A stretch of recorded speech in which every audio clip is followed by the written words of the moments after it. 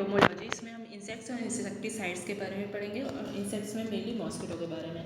So first Anopheles mosquito है। इसका head जो है सिंगल लाइन में रहता है। डिसीज मलेरिया कॉज करता है। सोर्स इसका क्या होता है? क्लीन स्टैगनेंट वाटर, जो साफ़ सुथरा पानी रहता है वहाँ पे। एग क्या होता है? सिंगल एग देता है। ये बोट शेप के एग्स देता है। लेटरल फ्लोट्स रहते हैं जिसमें इस तरीके का दिखता है डायग्राम में जैसे दिख रहा है। और एनाफिलस मॉस्किटो ये ब्लैक कलर का जो दिख रहा है डायग्राम में।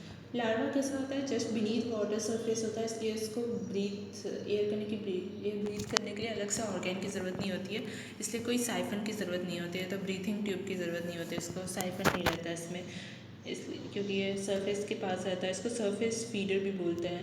एडल्ट मॉस्किटो जो है, टाइम ऑफ बाइट उसका क्या होता है? इवनिंग और मॉर्निंग बाइटर होता है, वो शाम सुबह बाइट करता है। डॉन टू डस्ट बाइटर भी बोलते हैं उसको। सिटिंग पोस्चर क्या होता है इसका? स्ट्रेट लाइन में होता है ये, और हेड हमेशा ना उसका डाउन रहता है, और इसको लैंडिंग या इंक्लाइंड पोस्चर भी बोलते हैं। फ्लाइट रेंज क्या होती है? 3 किलोमीटर तक की रेंज होती है, बहुत लंबी रेंज होती है। आइडेंटिफाइंग फीचर्स क्या होता है? स्पॉट्स रहते हैं उसके विंग्स में, और इसको क्या बोलते हैं? सोफिस्टिकेटेड मॉस्किटो भी बोलते हैं एनाफिलिस मॉस्किटो को। नाउ एडीज मॉस्किटो देखते हैं। एडीज मॉस्किटो का हेड डाउन रहता है, बॉडी पैरेलल रहती है सरफेस के।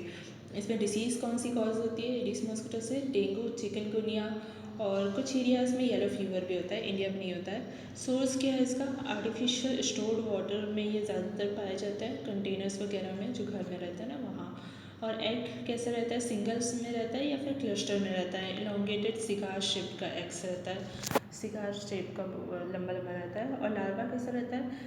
डीपर रहता है, बीनीथ वाटर, पानी के ज़्यादा डीपर रहता है। और साइफन इसलिए इसमें चाहिए होता है ब्रीथ करने के लिए, इसको डीप फीडर भी बोलते हैं लार्वा को। और इसमें लॉन्ग साइफन होता है। टाइम ऑफ बाइट क्या होता है इसका? डेंगू वाले का, एडीज मॉस्किटो का डे टाइम में होता है, यानी कि 2 आवर्स सनराइज़ के बाद और 2 आवर्स सनसेट के पहले, तब तक का टाइम होता है इसका। नाउ एरोफिलिक होता है ये, और टेबल के अंदर कर्टेन के पीछे, पर्दे के पीछे ऐसे कहीं छुपा रहता है। तो इस तरीके ये दिखता है डायग्राम में, जैसे पैरेलल बैठता है ये। फ्लाइट रेंज क्या होती है? 100 से 200 मीटर की होती है ये, और ये हाउस के अंदर ही रहता है मोस्टली, बहुत कम होती है इसकी flight range. Now identified features क्या होता है? बॉडी में ना इसके स्ट्राइप्स रहते हैं। स्ट्राइप्स मतलब स्ट्राइप्स बॉडी पे दे तो आइडेंटिफाइंग फीचर होता है। वैसे तो लेग पे भी होता है, पर ये आइडेंटिफाइंग फीचर नहीं होता, क्योंकि लेग पे और भी मॉस्किटोज के होता है। इसको और क्या बोलते हैं? इंडियन टाइगर मॉस्किटो भी बोलते हैं, क्योंकि स्ट्राइप्स रहते हैं उसमें बॉडी और लेग्स में। ना थर्ड है क्यूलेक्स मॉस्किटो। तो क्यूलेक्स मॉस्किटो हेड डाउन करके बैठता है, बॉडी भी डाउन करके बैठता है, और एक हंच दिखता है उसमें। डिसीज़ क्या कॉज करता है? Japanese encephalitis, filariasis. तो जैपनीज एन्सेफेलाइटिस ही हमको याद करना है बेस्ट आंसर के लिए। सोर्स क्या होता है इसका? Dirty polluted sewage containing water होता है, मतलब बहुत गंदा पानी सा रहता है, उसमें रहता है ये, लॉन्ग स्टैंडिंग वाले वाटर में। और एग्स कैसे रहते हैं? क्लस्टर में पाए जाते हैं, बहुत ग्रुप्स में, और राफ्ट्स जैसे रहते हैं, एकदम चिपके से, लंबे लंबे से, टाइटली पैक्ड रहते हैं, अल्दो इलोंगेटेड होते हैं। लार्वा कैसा होता है? डीप फीडेड होता है, उसमें साइफन होता है। ना टाइम ऑफ बाइट कैसा होता है? मिडनाइट में अगर बाइट कर रहा है तो क्यूलेक्स मॉस्किटो है, रात के 12 बजे। सिटिंग पोस्चर कैसा होता है? ये हंचबैक टाइप का पोजीशन होता है, ये जो रेड कलर का डायग्राम बना उसमें दिख रहा है। और फ्लाइट रेंज क्या होती है इसकी? बहुत ज़्यादा हाई होती है, 11 to 13 किलोमीटर्स होती है। सीवेज वाले वाटर को सर्च करते हुए ये इधर उधर चला जाता है। आइडेंटिफाइंग फीचर क्या है इसके? बिग विंग्स रहते हैं, क्योंकि बहुत लंबा फ्लाइट लेना है इसको और लंबे डिस्टेंसेस में फ्लाई करना है। बजर भी होता है, बज़ भी करता है, लंबे विंग्स होंगे तो बज़ भी करेगा। ब्राउन या ब्लैक कलर का होता है, इसको नाइसेंस मॉस्किटो भी बोलते हैं। नाउ फोर्थ है मैंसोनिया मॉस्किटो, जो पैरेलल बैठता है पर लॉन्गेस्ट लेग्स होते हैं उसके। ये बिग मॉस्किटो होता है, लंबे लेग्स होते हैं। डिसीज़ क्या कॉज करता है? फाइलेरियासिस। इसका सोर्स क्या होता है? लार्ज वाटर बॉडीज़ होती है जो एक्वेटिक वेजिटेशंस के साथ होती है, जैसे कि पिस्टिया प्लांट या वाटर हाइसिंथ। और एग क्या होता है? क्लस्टर में रहता है, बहुत सारे ग्रुप्स में देता है, स्टार शेप के अरेंजमेंट में रहता है। और मैंसोनिया मॉस्किटो का लार्वा जो होता है वो अटैच करता है रूट्स के साथ ब्रीथ करने के लिए, और उसमें साइफन भी होता है। टाइम ऑफ बाइट क्या होता है? मॉर्निंग या इवनिंग होता है मैंसोनिया का। सिटिंग पोस्चर स्क्वैटिंग पोजीशन होता है, और फ्लाइट रेंज 2 से 3 किलोमीटर होती है, लॉन्ग लेग्स होते हैं इसके। तो फ्लाइट रेंज और time of bite Anopheles mosquito जैसा ही है। तो ये डायग्राम है, रेड कलर का जो डायग्राम है उसके सिटिंग पोस्चर को शो कर रहा है ना। लूज बॉन डिसीजेस हैं, तो लूज बॉन जो डिसीजेस होते हैं ना, वो elongated wingless claw like legs वाले इंसेक्ट्स होते हैं। लॉस जब लंबे होते हैं, विंग नहीं होती उसमें, और लेग्स क्लॉ लाइक होते हैं, और एक्टोपैरासाइट्स होते हैं। ये बाहर रहते हैं बॉडी के। और पब्लिक हेल्थ इंपॉर्टेंस के लॉस कौन से होते हैं? हेड लॉस होता है, बॉडी लॉस होता है और प्यूबिक लॉस होता है जो कि हैवी होता है। लाइफ साइकिल कैसे होती है? एडल्ट में 6 to 9 एग्स पर डे देते हैं, तो 7-8 दिन के बाद वो निम्फ में कन्वर्ट हो जाता है, और फिर 10 से 15 दिन बाद अगेन एडल्ट में कन्वर्ट हो जाता है। तो टोटल 3 to 4 वीक्स लगते हैं एडल्ट से वापस एडल्ट में आने में। ना लाइफ स्पैन इसका 20 to 30 डेज होता है, और उसको ब्लड मील की ज़रूरत होती है इतने दिन जिंदा रहने के लिए, वरना 3-4 दिन में ही मर जाता है। लव्स बग की डिसीजेस क्या होती है? RETD से याद कर सकते हैं। R से रिलैक्सिंग फीवर जो कि बोरेलिया रिकन्स्टेंटिस से होता है। E से एपिडेमिक टाइफस जो कि R प्रोनिजेनी से होता है। एंड T से ट्रेंच फीवर जो R क्विंटेरा से होता है। और T से डर्मेटाइटिस है, किसी से भी हो सकता है। प्रिवेंटिव मेजर्स क्या होते हैं लव्स के लिए?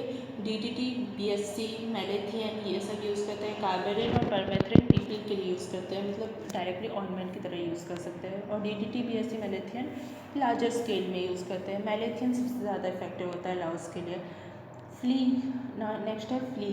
तो ये बायोलेटरली कंप्रेस्ड क्रिएचर होता है और विंगलेस पैरासाइट होता है, विंग नहीं होती इसमें, कंप्रेस होता है। लाइफ साइकिल कैसी होती है? एडल्ट 2 दिन में एग्स देता है और 2 से 5 दिन में फिर उसका लार्वा बन जाता है। फिर वो लार्वा 7 से 10 दिन में प्यूपा बन जाता है, और वो प्यूपा 2 हफ्ते से लेकर 2 महीने तक का टाइम ले सकता है एडल्ट में कन्वर्ट होने के लिए।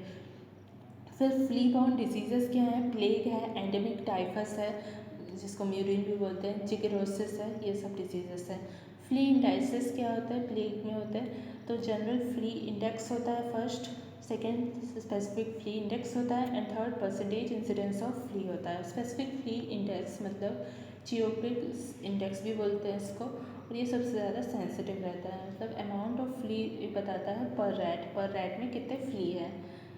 सो अर्ली वार्निंग साइन क्या होता है इसका? डेथ होता है। रैट की अगर डेथ हो जाती है तो अर्ली वार्निंग साइन होता है। फ्ली का आप कंट्रोल कैसे करते हैं? DDT या फिर BFC से करते हैं। नाउ टिक बॉर्न डिसीजेस है, तो टिक क्या होता है? 4 पेयर्स ऑफ लेग्स होते हैं, उसमें ग्लोबुलर स्ट्रक्चर का होता है। हेड विजिबल अगर होगा ना तो उसको हार्ड या हेड टिक बोलेंगे, और अगर हेड विजिबल नहीं होगा तो उसको सॉफ्ट टिक बोलेंगे। तो टाइप्स के टिक होते हैं, ये इसका डायग्राम है। नाउ टिक जो है ना, हार्ड वाला जो है उससे क्या क्या डिसीजेस हो सकती हैं? T3, V3, B से याद कर सकते हैं इसको हम।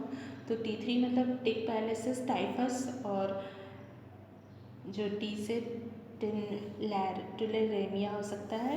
एंड V3 है, तो V से viral haemorrhagic fever, viral encephalitis and viral fever. And B से बेबिसियोसिस हो सकता है। देन सॉफ्ट टिक से क्या हो सकता है? रिलैक्सिंग फीवर हो सकता है, क्यू फीवर हो सकता है, उसके बाद KFT भी हो सकता है।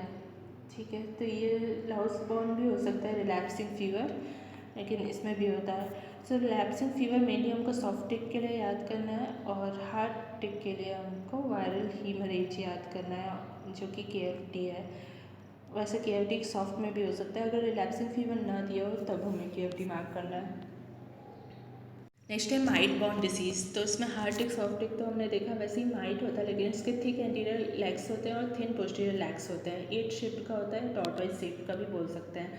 माइट जो है ना, स्पाइडर जैसे आर्थ्रोपोड होता है, इसमें 8 फिगर होता है या टॉर्टॉइज शेप, और लार्वा स्टेज इसका बाइटिंग स्टेज होता है, इन्फेक्टिव स्टेज भी इसको बोलते हैं, और एडल्ट कोई बाइटिंग नहीं करता है।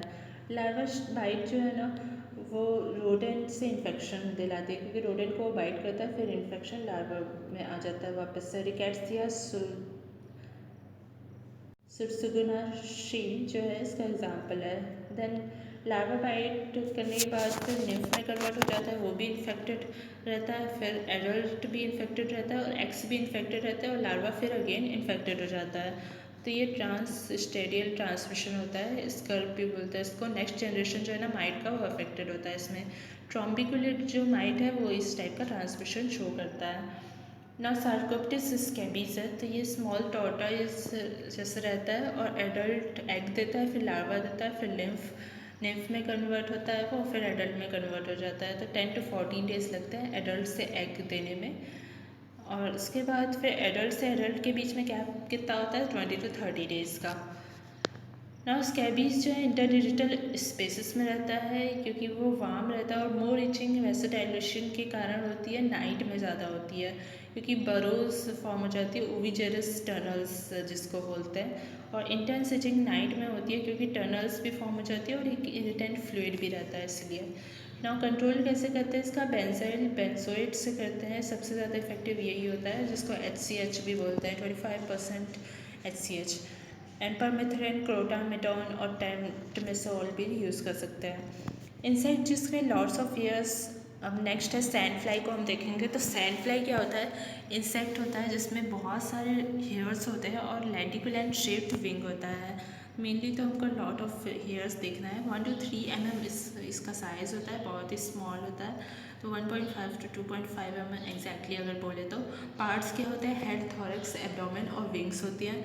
फीचर्स क्या होता है, हेयरी इंसेक्ट होता है, ये फ्लाई नहीं करता है क्योंकि एयर रेजिस्टेंट होता है। ये हॉप करता है, रेंज इसकी 40 to 50 मीटर होती है। लॉन्ग लेग्स होते हैं इसके। प्रीडोमिनेंटली एक्सोफिलिक रहता है, यानी आउटसाइड रहता है बॉडी के। नॉक्टर्नल बाइटर होता है, रात में बाइट करता है और लोअर लिम्स में बाइट करता है क्योंकि ज़्यादा फ्लाई नहीं कर पाता और बहुत पेनफुल बाइट होती है इसकी। लाइफ लिव रहता है, कहाँ पे रहता है, कूल डैम प्लेसेस पे रहता है। Now sand fly born diseases कौन सी होती है, फ्लेबोमेटस आर्जेंटिपस होती है, काला आजार या विशेलोसिस, leishmaniasis. Phlebotomus papatasi oriental sores sand fly fever जिसको बोलते हैं, इंडिया में नहीं होता है ये। एंड फ्लेबोमेटस सर्गेंटी ओरिएंटल सोर होता है, ये भी। ये सारी डिसीजेस हैं। सो कंट्रोल क्या होता है इसका, DDT से जो ह्यूमंस के लिए सेफ होता है, ये बेस्ट आंसर है इसका। फिर BSC, लैंडेन, परमेथरिन भी यूज़ कर सकते हैं पर उतना सेफ नहीं होता है ये। सो मॉस्किटो कंट्रोल मेजर्स हम देखते हैं। एक तो सोर्स रिडक्शन है, तो अलग अलग मॉस्किटोज़ के जो सोर्स है उसमें रिड्यूस करना है। एनोफिलस, एडीज, क्यूलेक्स और मेंसोनिया, उनकी सोर्सेज के हिसाब से उनको हम रिड्यूस कर सकते हैं। Then second anti larval measures है, तो इसमें फिजिकल, केमिकल और बायोलॉजिकल मेथड्स आएंगे। तो फिजिकल मेथड्स में क्या, फर्स्ट मॉस्किटो लार्विसिडल ऑयल डालते हैं, तो ये इनहिबिट करता है ब्रीथिंग को, क्योंकि इसमें सबसे ज़्यादा इफेक्टिव ये एनोफिलिस के लिए रहता है क्योंकि इसमें साइफन नहीं होता है, तो ब्रीथिंग ट्यूब नहीं होता है इसमें। और ये फिश को भी लेकिन किल कर सकता है, तो ये इसका साइड इफेक्ट होता है। 40 to 90 लीटर इसको पर हेक्टेयर एरिया में डालते हैं। नाउ केमिकल मेथड्स है, तो केमिकल मेथड्स में फर्स्ट मिनरल ऑयल्स है, सेकेंड पैरिस ग्रीन है, थर्ड अबेट है, फोर्थ फैंथियन है एंड फिफ्थ मैलेथियन है।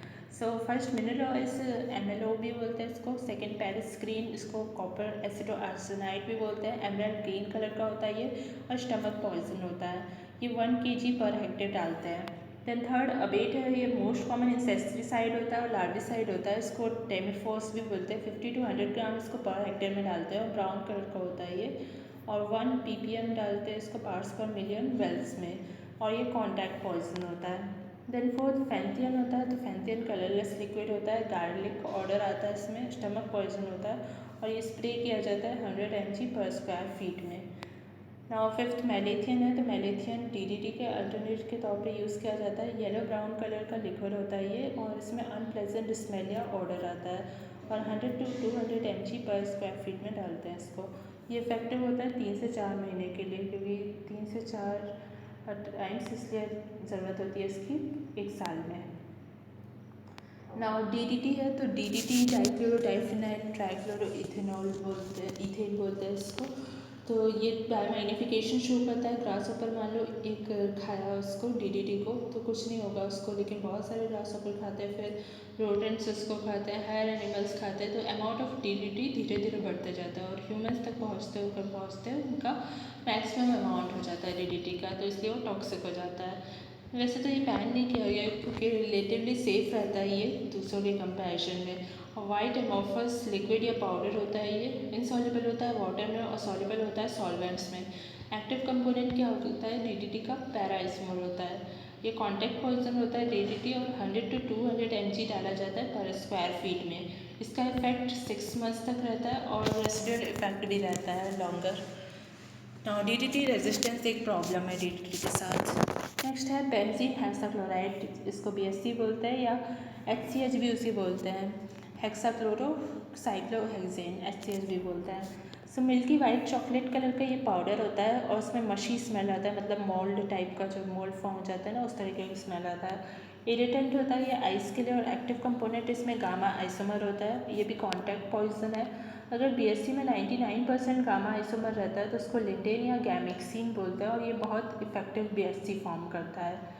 उसके बाद नेक्स्ट है बायोलॉजिकल मेथड्स। बायोलॉजिकल मेथड्स में क्या आएगा, फिश आएगा, BDI आएगा, ये दोनों आएंगे। तो फिश पोएसिला रेटिकुलरिस होता है, लेस वेस्टिड होता है, गैम्बूसिया होता है, ये सारी लार्विफोरस फिशेस हैं। नाउ सेकंड BDI बैसिलस थ्रीजिएंसिस होता है, ये लार्विसिडल फिश होती है। नाउ एंटीफेडरल मेजर्स है। एंटीफेडरल मेजर्स में रेसिडुअल स्प्रे और स्पेस स्प्रे आएंगे। तो रेसिडुअल स्प्रे में DDT आता है जो कि हर 6 महीने में हम स्प्रे करते हैं, और मेलिथियन आता है जो कि 3 से 4 महीने में स्प्रे करते हैं। दोनों को 100 to 200 mg पर स्क्वायर फीट डालते हैं। स्पेस स्प्रे में जो इसको फॉगिंग एजेंट भी बोलते हैं उसमें आएगा पायरेथ्रिन फर्स्ट, और ये ओनली है। सो पायरेथ्रिन क्या है, मोस्ट इफेक्टिव होता है, नेचुरल एक्सट्रैक्ट होता है फ्लावर से, क्रिसैंथेमम फ्लावर से, और इसको यूज़ कर सकते हैं। पायरेथ्रॉइड्स भी यूज़ करते हैं इसकी जगह पे, सिंथेटिक पायरेथ्रम डेरिवेटिव जो होता है। सो एग्जाम्पल है इसका डेल्टा मेथ्रिन, साइक्लोथ्रिन एंड टेट्रामेथ्रिन। सो अदर थ्रिन्स जो होते हैं ना लास्ट में, वो सारे वही होता है, पायरेथ्रिन होता है। ना पर्सनल प्रोटेक्शन है और जो मेजर है नेक्स्ट, तो उसमें बेड नेट्स यूज़ करते हैं और इंसेक्टिसाइड रिपेलेंट्स यूज़ करते हैं। इंसेक्टिसाइड रिपेलेंट्स में आता है डीट, दैट इज़ जो मोस्ट कॉमनली यूज़ किया जाता है, और बेड नेट्स में होल साइज उसका क्या होना चाहिए, 1.2 mm इंटू 1.2 mm होना चाहिए, दैट इज़ 0.0467 स्क्वायर इंच होना चाहिए, और 100 to 200 होल्स होने चाहिए पर स्क्वायर इंच में। Insecticide treated bed nets ITNs होते हैं जो कि API ग्रेटर दैन 2 में दिए जाते हैं। एंड LLINs जो long lasting insecticide treated nets होते हैं वो API ग्रेटर दैन 2 में ही दिया जाता है और ग्रेटर दैन 6 मंथ्स के लिए लास्ट करते हैं। रोडेंटिसाइड्स है नेक्स्ट, तो इसमें जिंक फॉस्फाइड आएगा, सेकेंड बैरियम कार्बोनेट आएगा, थर्ड नॉर्बोलमाइड आएगा, एंड फोर्थ आएगा रेड स्क्विल। तो फर्स्ट जिंक फॉस्फाइड कॉमनली ये इंडिया में यूज़ किया जाता है, रिलीज़ करता है फॉस्फीन गैस को, टॉक्सिक होता है ये रैट्स के लिए और ह्यूमंस के लिए भी टॉक्सिक होता है, और वाइट या ब्राउन कलर का पाउडर होता है। फिर सेकंड बैरियम कार्बोनेट है, ये वाइट पाउडर होता है जो कि मिक्स किया जाता है बेट के साथ। बेट मतलब फुट जो हुक में प्लेस किया जाता है उसको बोलते हैं ना। थर्ड नॉर्बोलमाइड है, तो ये पोटेंट वैसो कॉन्स्ट्रक्टर होता है, ब्लड वेसल्स को कॉन्स्ट्रिक्ट कर देता है। कैल्शियम चैनल ब्लॉकर होता है, सिलेक्टिव रोडेंटिसाइड होता है, लीथल स्पेसिफिकली रेडेंट्स के लिए होता है ये, और ह्यूमंस के लिए भी टॉक्सिक होता है वैसे तो। देन फोर्थ रेड स्क्विल है, ये भी एक प्लांट डेरिवेटिव है जो कि इंसेक्टिसाइड में आता है ना। इंसेक्टिसाइड के फॉर्मुलेशंस क्या होता है, फर्स्ट सॉल्यूशन है, second suspension, third emulsion, fourth dust and granules है। तो फर्स्ट सॉल्यूशन स्प्रेस के लिए रहता है, सेकंड सस्पेंशन रेसिडुअल इफेक्ट के लिए रहता है, थर्ड इमल्शन जो है पेंट के साथ मिक्स किया जाता है जिससे कि पेंट रेसिडुअल इफेक्ट शो करता है। दैन फोर्थ डस्ट जो है एनाफिलिस के लिए यूज़ करते हैं, ग्रैन्यूल्स जो है मैंसोनिया या क्यूलेक्स के लिए यूज़ करते हैं क्योंकि इसमें लार्वा इनसाइड द वाटर रहता है, इसलिए ज़्यादा इफेक्टिव रहेगा ग्रैन्यूल्स। इंसेक्टिसाइड टॉक्सिसिटीज़ क्या होती है, फर्स्ट ऑर्गेनोफ्लोरस कंपाउंड, सेकेंड ऑर्गेनोफॉस्फरस कंपाउंड, ये दोनों की आएगी। तो फर्स्ट ऑर्गेनोफ्लोरस कंपाउंड्स में DDT आता है, तो नर्व पॉइजन होता है। इसके क्या होते हैं symptoms, conversion, streamers, neurological disorders, ये सब। तो DDT मान लो 1x टॉक्सिसिटी शो करता है तो लिंडन 2x टॉक्सिसिटी शो करेगा, और डायल्ट्रिन जो है वो 5 to 8 टाइम्स टॉक्सिसिटी शो करेगा। इसका एंटीडोट क्या होता है, बार्बिटरेट्स ना। ऑर्गेनोफॉस्फरस कंपाउंड्स जो होते हैं या कार्बामेट्स, उसमें मैकेनिज्म ऑफ एक्शन क्या होता है, वो इनहिबिट कर देते हैं कोलिनेस्टरेज को और इंक्रीज़ करते हैं एक्यूमुलेशन एसिटाइल कोलिन का, जिससे टॉक्सिसिटी फीचर्स आते हैं। तो क्या क्या होता है, फर्स्ट हाइपर सैलिवेशन आता है, सैलिवेशन सिक्रेशन इंक्रीज हो जाता है, अनकंट्रोल यूरिनेशन होता है लगता है, फिर रेस्पिरेटरी सेंटर का पैरालिसिस भी हो जाता है। एंटीडोट क्या होता है इसका, एट्रोपिन, एंटीकोलिनेस्ट्रेस, या फिर 2-पैम आयोडीन होता है या 2-पैम क्लोराइड होता है। सो ये था एंटोमोलॉजी।